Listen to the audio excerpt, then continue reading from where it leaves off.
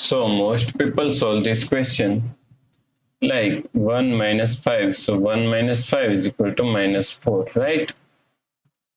Then 1 minus 6. So 1 minus 6 is equal to minus 5, right? Now minus 4 times minus 5. So minus 4 times minus 5 is equal to 20, right? But this answer is not correct. This answer is completely wrong. So now let's solve this problem correctly by using a PEMDAS rule, right? So PEMDAS, P-E-M-D-A-S.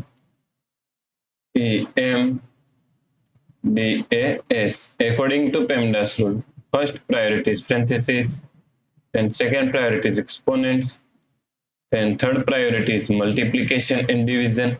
Here multiplication and division both have equal priority, so we have to solve it from left to right.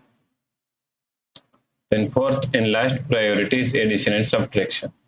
Also addition and subtraction both have equal priority, so we have to solve it from left to right.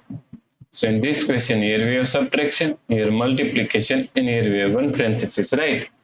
So according to PEMDAS rule, first we have to solve parenthesis. So now 1 minus 5, now solve this parenthesis, 1 minus 6. So 1 minus 6 is equal to minus 5, right? So times minus 5.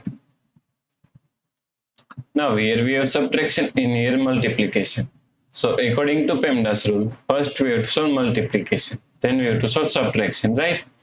So first we have to solve this multiplication. So 1, now minus 5 times minus 5 is equal to plus 25, right? So 1 plus 25 is equal to 26. So the correct answer is 26, right?